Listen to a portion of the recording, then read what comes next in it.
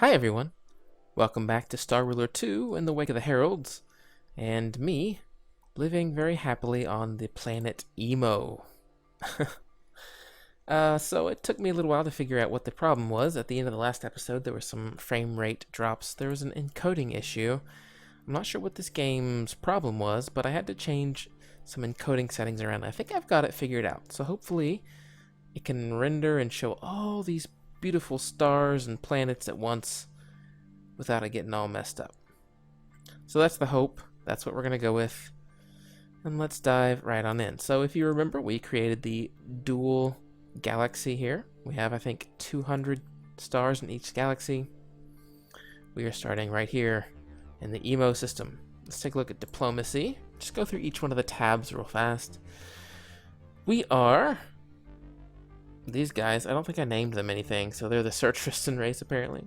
No other alien races have been discovered. I have some events, but I don't have any influence that I can use to buy them. Let's actually go ahead and change our I forget what you call this exactly, but our spillover. Let's change this to research grants, because I want to get some research early on. I have no research points yet, and I can't really do anything here. But let's take a look at what we are. Let's take a look at the diplomatic actions we do have. We can name a flagship, and that will give it a 16% increased effectiveness. Name a planet, which will give you extra population and labor. Oh, I can't do that. It costs... Well, actually, I think I could. 6 influence to buy, maybe? No, to actually activate it. So I can't do that yet either. And then some negotiate cards for when we do finally get a council. Attitudes. This is new to Wake of the Heralds. I'm not too sure what this does, but I start out as delinquent. And I think to get to level 1, I need to destroy 2 remnant fleets, which we'll talk about remnants in a bit. But I think at level 1, I gain 10 defense reserve, which is this number up here, which provides you automatic ships for your defenses. I can take an extra attitude. That was one of my starting traits at the beginning.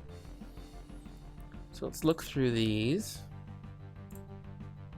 Develop 1 planet to level 3 or higher at once. Tolerant? Scout other empires for 5 minutes. Xenophobic. Maintain 2 outposts. Research 1 unlock. Okay, that seems pretty easy, right?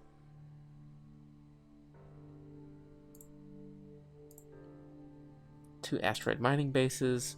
2 diplomacy cards. I'm just looking at what the level 1 is. I think I like progressive. Let's take progressive. Oh, looks like I already got level 1 of that as well. So I have a +1 per second base research gen. Yeah, there you go. It's +1 up there. So now I need to unlock 2 extra unlocks. Okay. Research. Here's the research tree. Again, not going to bother with that until I have at least 500 points, because that's the first thing, costs 500. Ship designs, which, man, I'm actually kind of intimidated by, but we'll worry about that later. And that's everything. That music still sounds really loud, doesn't it? No matter what I do, it seems like it just kind of always increases, goes up and up. There we go. We'll leave it just like that. So before I unpause, let's do a few things. We're going to take stock of what we got. We have Emo Planet. On it we have 1 meat and 1 water. So food and water, it's level 1. To get to level 2, it needs a food and a tier 1 resource. So we have food here. We have a spare water here.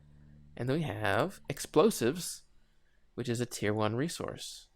So it looks like I have everything I need to turn Emo 1 into a level 2 planet right here. So that's good. But the first thing I want to do is look at the planet. There we go.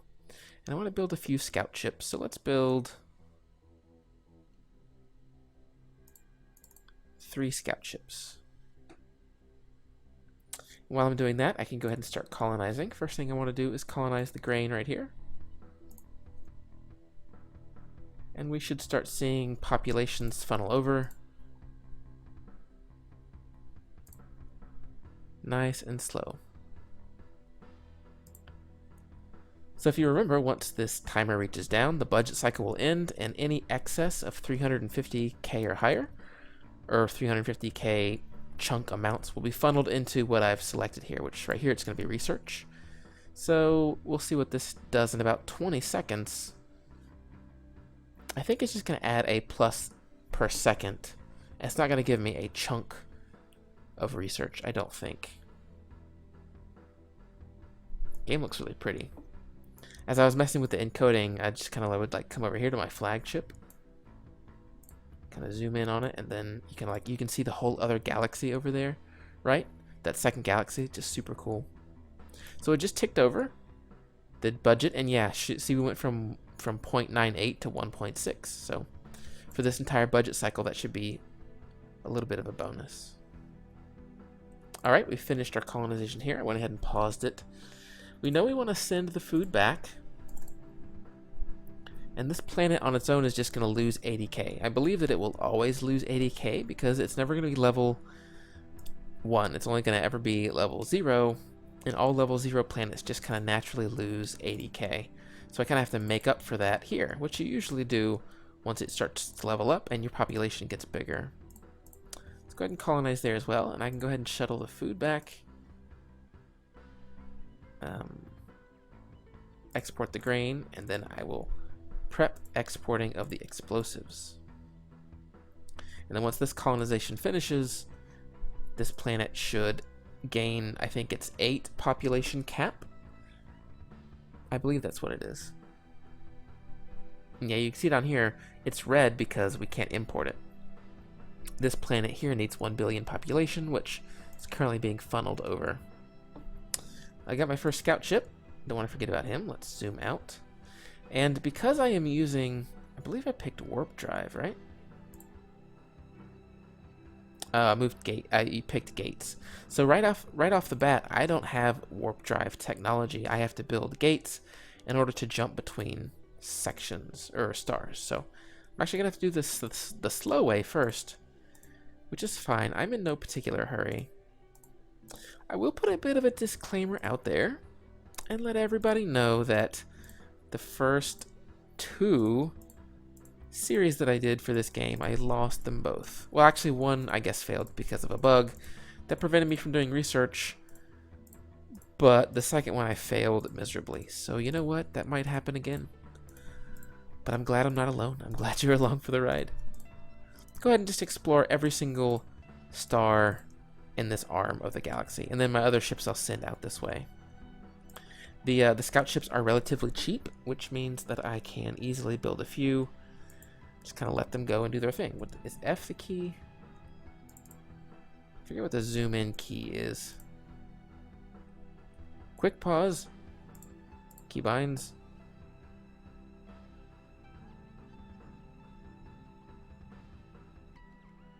Ooh, pin object. That's going to be really useful. Zoom. Shift Z. Shift Z? Okay, Shift Z. Shift Z it is. Alright, so I definitely want to pin Emo 1, right? Emo 1 will stay up here permanently. I'll put it down here. So I can always kind of have a beat on it. Just kind of always know what's going on with it. I have no idea what that giant green thing is right there, though. It's kind of weird looking. Oh well. Got our second scout ship. I'm not going to pause it now, but I go ahead and continue to explore this way. And I won't send this one out as to as many stars, I don't think. Just a few, just to kind of get an idea of what's over there. Alright, so next door we have Tarn, which has some textiles, natural gas, fish food, water, and then a proto-planet, which we can expend energy to basically build a tier. I think it's 1 resource anywhere. Okay, went ahead and paused it here. We have our level 1 planet still not done yet. I thought this was done. It is done.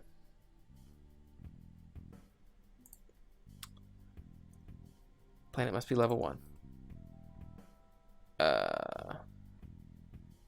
Oh, right. Okay. I'm relearning. So I can't so this Emo 4 can't export to Emo 1 until Emo 4 reaches level 2. Or level 1. It's level 0 right now. Level 0. So I need one more food and one more water. Well, thankfully we happen to have a water right here, so I can colonize with EMO 1 and then prep the export to EMO 4. And then I will have to come over here and find a food. There's a food here, fish food. Unfortunately, it's the only one. What do I got over here? I do have a remnant fleet, 3.3k strength.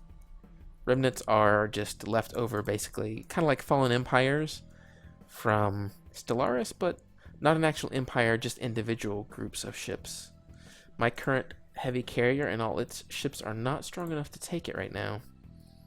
But maybe if I add some support ships, it could be.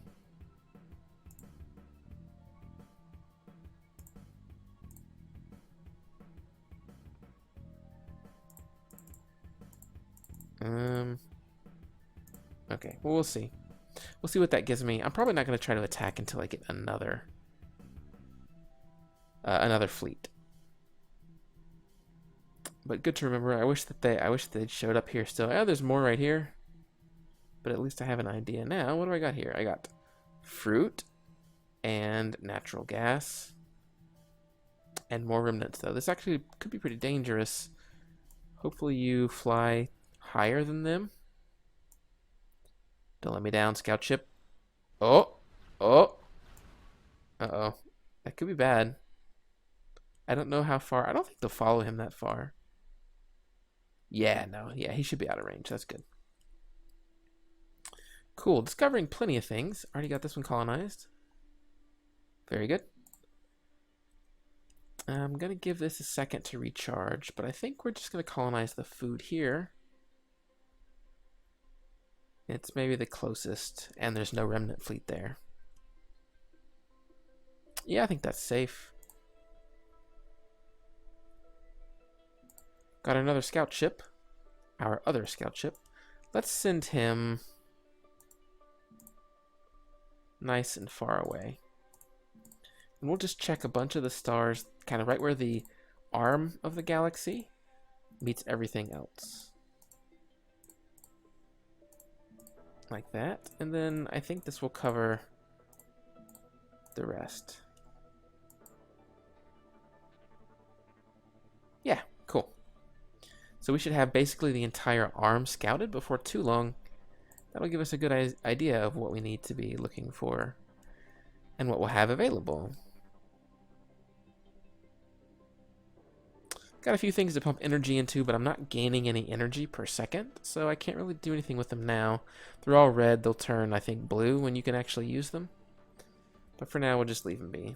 I got my population back, so let's go ahead and colonize Tarn 5 with EMO 1. Then we'll go ahead and export the fish here. And then as soon as that planet is colonized, EMO 4 will become a tier 1, and then it should be able to ship its explosives. Then EMO 1 will become tier 2. Okay, I'm getting the hang of this now, getting back into the familiar aspects of the game. I have no idea where the other races might be. I have no idea where the wormholes that are connecting these two galaxies are, but I do know they exist. It is definitely a part. Oh, that was cool. You see that? They kind of like flew right past each other.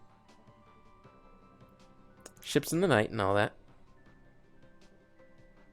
But yeah, hopefully we find someone pretty soon. Go take a look at. Oh, you know what? You didn't need to go there. Oh well. A little bit of a delay. You know, I always am really impressed by the people on this ship here. Like the very first, like, yeah, sure. We'll travel to another star, no problem. The first group of 100 million people, however many people are on that ship there. Very brave souls. I have had it in past games where you send a colony ship to colonize a planet and they just fly right into some remnants. And the remnants are just like killing them over and over and again.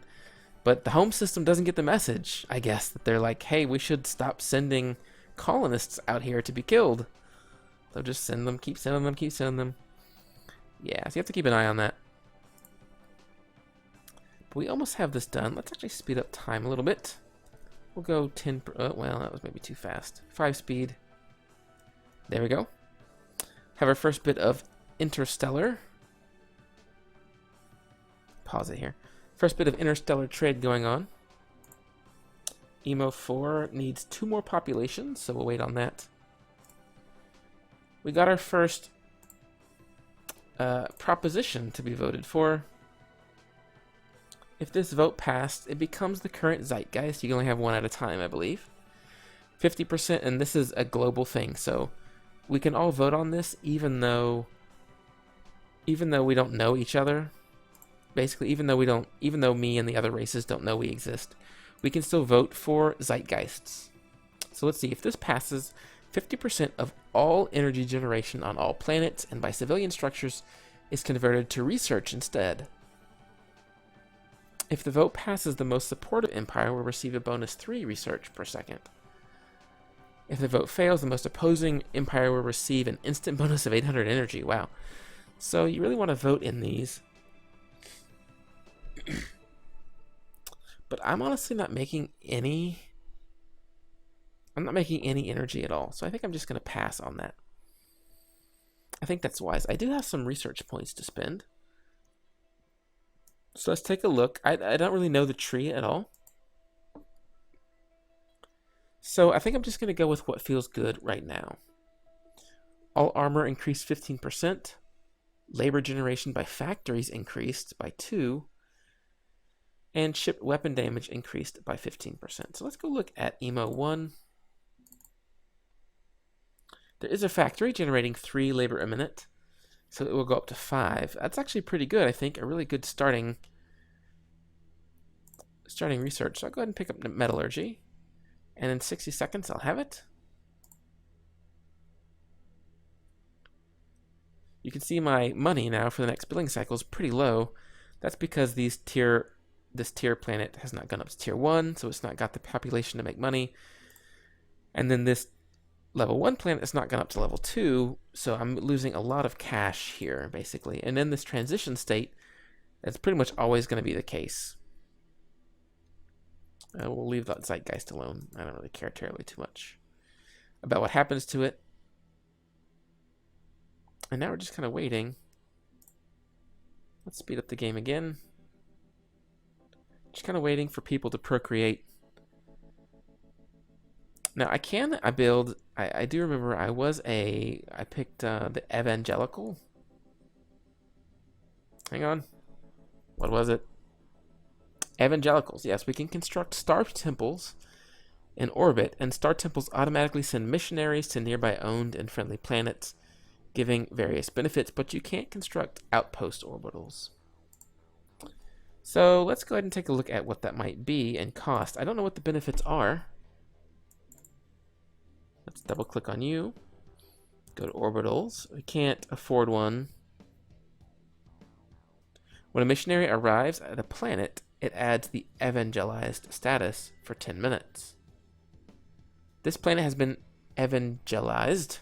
It's a weird word to say when you're trying to read it in a sentence, but by a nearby star temple. It provides 1 influence stake to its owner, so 1 influence per minute, I guess. If the star temple was owned by a different empire, that empire also gains 1. As well as gaining a bonus money equal to 10% of the income generated on the planet. So if I have star temples going to other empires, I get money as well. Evangelized planets cannot be captured through siege by any empire except the owner of the star temple. Wow. Okay, so a pretty big defensive bonus there. I like that quite a bit. We'll see. Hopefully I don't get sieged. Hopefully that doesn't happen. We got Emo 4 now at level 1, which means that... yeah, Emo 1 is now level 4. It's got a cap of 8 population, which is really good.